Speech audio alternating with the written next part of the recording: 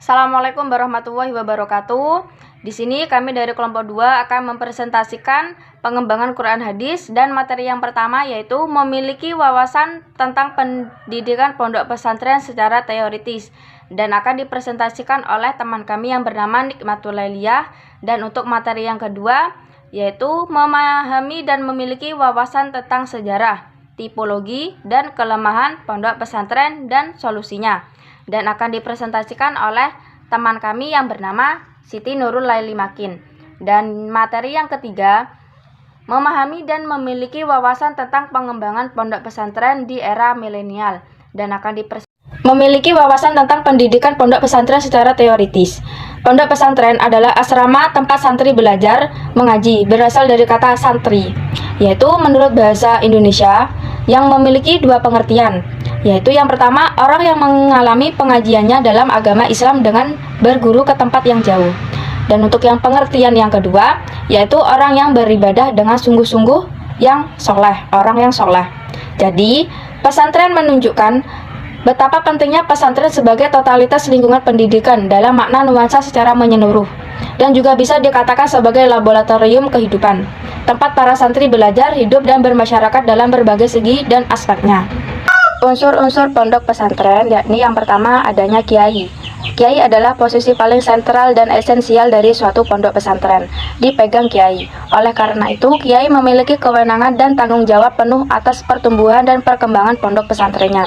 Dan untuk poin yang kedua, yakni santri, yaitu santri terdapat di pesantren sebagai pengejawatahan, adanya haus akan ilmu pengetahuan yang dimiliki oleh seorang pemimpin sebuah pesantren tersebut. Santri dibedakan menjadi dua, yaitu santri mukim dan santri kalong. Yang dimaksud dengan santri mukim yakni santri yang berkediaman di pondok pesantren tersebut, sedangkan santri kalong yang tidak berkediaman di dalam pondok pesantren tersebut. Masjid. Adanya masjid, seorang kiai yang ingin membangun sebuah pesantren, langkah pertama yang dilakukannya biasanya adalah membangun masjid di dekat tempat tinggalnya. Di dalam masjid inilah kiai tersebut menanamkan disiplinnya para santri dalam melaksanakan sholat 5 waktu, memperoleh pengetahuan agama dan kewajiban agama lainnya. Dan yang poin keempat yaitu adanya pondok. Pondok adalah tempat tinggal bersama atau yang disebut dengan asrama para santri, yang merupakan ciri khas pondok pesantren yang membedakan dari model pendidikan lainnya. Pengkajian kitab-kitab Islam klasik. Untuk masa yang cukup lama, pengajian kitab-kitab Islam klasik menandai pendidikan pesantren pada umumnya. Kitab-kitab yang diajarkan terutama karangan-karangan ulama yang menganut faham Syafi'i, misalnya ilmu fikih, ilmu tauhid, ilmu tasawuf, dan ilmu nahwu sharaf, dan lain-lainnya. Tujuan dan fungsi pondok pesantren. Poin yang pertama yaitu mendidik santri untuk menjadi manusia yang muslim. Maksud dari mendidik santri untuk menjadi manusia yang muslim yaitu selaku kader-kader ulama dan mubalik yang berjiwa ikhlas, tabah, tangguh, wira swasta, dan mengamalkan sejarah Islam secara utuh dan dinamis. Dan poin yang kedua yaitu mendidik santri agar menjadi tenaga-tenaga yang cakap dalam berbagai sektor pembangunan, khususnya pembangunan mental spiritual. Dan untuk yang poin ketiga yaitu mendidik santri anggota masyarakat untuk menjadi seorang muslim. Maksud dari mendidik santri anggota masyarakat untuk menjadi seorang muslim yang bertakwa kepada Allah Subhanahu wa taala, berakhlak mulia, memiliki kecerdasan, keterampilan, dan sehat lahir batin sebagai warga negara yang berpancasila. Dan poin yang keempat yaitu mendidik santri untuk membantu meningkatkan kesejahteraan sosial. Maksud dari meningkatkan santri untuk membantu meningkatkan kesejahteraan sosial yaitu masyarakat lingkungan dalam rangka usaha pembangunan masyarakat bangsa. Fungsi pondok pesantren untuk poin yang pertama yaitu pesantren sebagai lembaga dakwah. Maksud dari pesantren sebagai lembaga dakwah yaitu dari sisi lain pesantren harus mampu menempatkan dirinya sebagai transformator, motivator, dan inovator. Sebagai transformator, pesantren dituntut agar mampu mentransformasi nilai agar Islam ke tengah-tengah masyarakat sehingga bijaksana sebagai motivator dan inovator pesantren. Dan ulama harus mampu memberi rangsangan ke arah yang lebih maju terutama bagi kualitas hidup berbangsa dan beragama.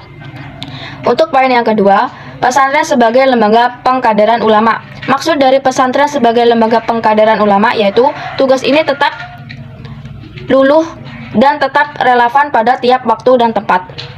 Untuk poin yang ketiga, pesantren sebagai lembaga pengembangan ilmu pengetahuan, khususnya ilmu agama. Maksudnya pada era kekinian dan era keberadaban pesantren di tengah masyarakat. Semakin dituntut ia tidak hanya sebagai lembaga mengembangkan ilmu pengetahuan agama, tetapi dituntut untuk menguasai ilmu pengetahuan teknologi lainnya. Assalamualaikum warahmatullahi wabarakatuh. Saya Siti Nurul Laili Makin. Di sini saya sebagai pemateri kedua, saya akan menjelaskan tentang memahami dan memiliki wawasan tentang sejarah, tipologi, dan kelemahan pondok pesantren dan solusinya. Pesantren sendiri ialah salah satu warisan Islam Nusantara yang unik yang hanya ada di Indonesia. Pesantren awalnya didirikan sebagai pusat pendidikan keislaman untuk melahirkan pribadi yang mempunyai pengetahuan keagamaan yang kuat sehingga nantinya bisa menyebarkan ilmu yang dimiliki kepada masyarakat.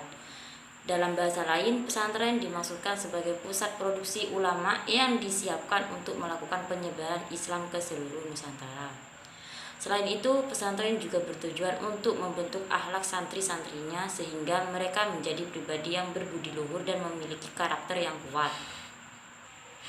Pada awalnya, pesantren didesain hanya untuk mengajarkan pendidikan agama dan untuk membentuk akhlakul karimah pada santrinya. Namun, belakangan ini pesantren tidak hanya berfokus dalam ranah pendidikan keagamaan. Pesantren sudah move on dengan mengakomodasi kepentingan dan kebutuhan masyarakat akan pendidikan. Pendidikan pesantren kemudian melakukan modernisasi pendidikan pesantren sehingga muncul tipologi pendidikan pesantren yang beragam seperti yang kita lihat sekarang ini. Hikmah dalam pesantren modern tidak mudah ditemui dalam pesantren-pesantren salaf. Karena santri pergi ke pesantren modern ini pada umumnya memang untuk belajar ansip. Mereka juga disediakan fasilitas yang lengkap, bahkan untuk pekerjaan-pekerjaan domestik seperti memasak dan mencuci tidak lagi dikerjakan oleh santri sendiri, melainkan langsung diganti oleh pengurus. Akibatnya tentu saja biaya pendidikan di pesantren modern cenderung mahal jika dibandingkan dengan pesantren salaf. Hal ini bertujuan agar santri lebih berkonsentrasi dalam belajar, namun kondisi ini telah membuat santri tidak memiliki sikap dan mental yang mandiri. Dalam banyak kasus, santri pesantren modern kurang bisa melayani karena sudah terbiasa dilayani. Dari sisi pembelajaran juga menerapkan sistem metode dan kurikulum modern. Di pesantren ini tidak lagi ditemukan kitab kuning sebagai sumber keilmuannya. Santri tidak lagi mengaji dan mengkaji kitab kuning. Santri tidak dididik dalam kelas-kelas khusus dengan perjenjangan yang jelas lebih terukur. Pembelajaran di pesantren modern akan lebih efektif dan efisien karena santri hanya benar-benar disibukkan dengan belajar pengetahuan tanpa harus memasak, mencuci, dan seterusnya.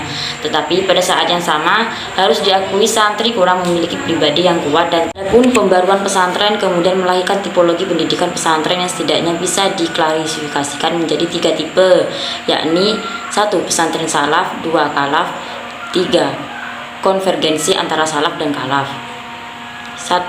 Pesantren salaf ialah pesantren yang merupakan pesantren yang mula-mulanya ada di Indonesia.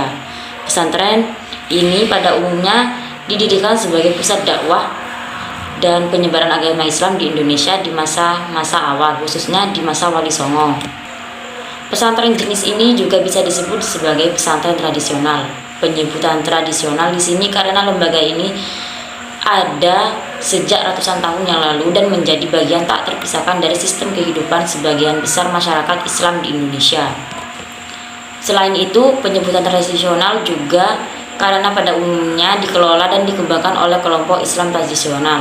Kelompok tradisional masih sangat kental dengan tradisi dan adat setempat. Dalam hal pemahaman terhadap teks agama, mereka cenderung melakukan pendekatan konseptual kultural karena tidak heran apabila tokoh Islam tradisional cenderung memilih beradaptasi, melakukan asimilasi dan juga inkulturasi terhadap kebudayaan lokal, tindak lantas mencap bid'ah sebagaimana yang dilakukan oleh kaum modernis.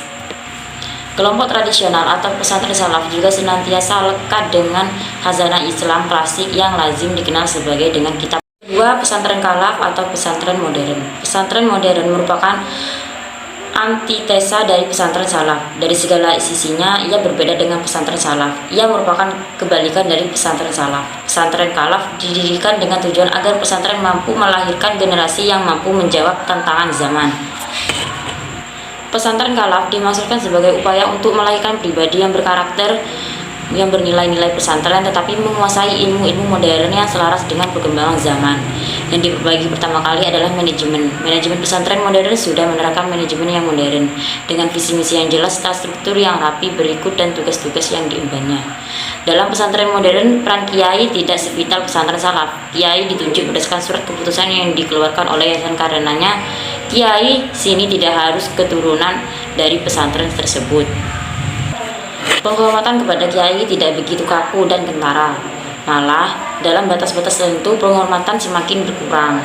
Guru lebih banyak sebagai mitra dalam Jadi dapat disimpulkan bahwa hadirnya beragam tipologi pesantren menunjukkan keberagaman pesantren dalam merespon perkembangan zaman. Pesantren salaf berusaha tetap memosisikan dirinya sebagai lembaga pendidikan agama, sementara pendidikan khalaf dan semi modern juga terbuka terhadap keilmuan umum sebagai bekal bagi santrinya dalam menghadapi perkembangan dunia yang semakin maju. Assalamualaikum warahmatullahi wabarakatuh. Perkenalkan, nama saya Rabiul Adawiyah. Di sini saya akan menjelaskan tentang memahami dan memiliki wawasan tentang pondok pesantren. Dalam pondok pesantren Islam di penjuru dunia, termasuk soal pondok pesantren di era milenial ini, termasuk khususnya di negara mayoritas muslim yaitu di Indonesia. Di Indonesia sendiri, pesantren lebih populer dengan sebutan pondok pesantren. Lain halnya dengan pesantren yang berasal dari Arab, yaitu dengan sebutan funduk yang artinya hotel, asrama, rumah, atau tempat tinggal sederhana. Pondok pesantren merupakan sebuah lembaga pendidikan yang sudah ada sejak zaman dulu hingga sekarang. Di era milenial ini, di mana perkembangan ilmu pengetahuan dan teknologi mempunyai pengaruh besar dalam membentuk karakter seorang remaja. Menurut salah satu selaku ketua pondok pesantren Al-Qonitat, mengujar bahwa pondok pesantren sangat berperan penting dalam pembentukan karakter remaja atau siswa. Oleh karena itu, tidak heran jika jumlah santri di pondok pesantren dari tahun ke tahun mengalami peningkatan. Di era milenial ini, perkembangan teknologi informasi di dalamnya tidak akan mampu dilalui oleh santri kalau santri hanya mengandalkan karismatik kiai untuk mengatur dan mengendalikan elemen pesantren yang ada di dalamnya. Karena yang dibutuhkan bagi santri untuk hidup di masa depan adalah kreativitas. Sedangkan kreativitas itu sendiri tidak akan muncul dengan baik ketika yang memberi stimulus hanya bertumpu pada sang kiai sebagai fasilitator tunggal. Beberapa hal yang mengalami pembaruan atau perubahan dalam pesantren, yakni 1. Pembaruan di bidang furu. Hal yang bersifat furu atau cabang telah mengalami perubahan guna menyesuaikan dengan kebutuhan masyarakat secara lebih luas. Perubahan ini bukanlah mengganti seluruh sistem pesantren, tetapi pembaruan terjadi pada hal-hal yang dianggap sebagai pelengkap, bukan hal inti pondok pesantren. Perubahan ini misalnya terjadi pada kurikulum serta kegiatan ekstrakurikuler pesantren. Penggunaan bahasa juga telah mengalami perubahan, yang awalnya menggunakan bahasa daerah, kini telah berubah menggunakan bahasa Indonesia atau bahasa asing. 2. Kebijakan pemerintah dan pendidikan. Pemerintah melalui Departemen Agama telah mengeluarkan kebijaksanaannya dalam pendidikan, yakni dengan SK Menak tentang penyelenggaraan pendidikan agama. Maka berdirilah Madrasah Ibtidaiyah, Madrasah Sanawiyah, Madrasah Aliyah, serta Institut Agama Islam Negeri, dengan tujuan mencetak ulama yang dapat menjawab tantangan zaman dan memberi kesempatan kepada warga Indonesia yang mayoritas muslim untuk mendalami ilmu agama. 3. Pendidikan Islam alternatif. Dewasa ini mulai berkembang pada pendidikan alternatif. Kekurangan-kekurangan yang ada di pondok pesantren mulai dibenahi sehingga kemudian bermunculan sekolah-sekolah yang menganut sistem pesantren tetapi tidak menggunakan nama pesantren, seperti munculnya SMP plus atau SMA terpadu dan lain sebagainya. Hal ini dilakukan sebagai strategi pemasaran karena tidak dapat dipungkiri masyarakat masih menganggap bahwa pesantren itu bersifat kolot dan tertutup dari dunia modern. Terima kasih atas perhatiannya, kurang lebihnya mohon maaf. Demikian presentasi dari kelompok kami, semoga bermanfaat. Assalamualaikum warahmatullahi wabarakatuh.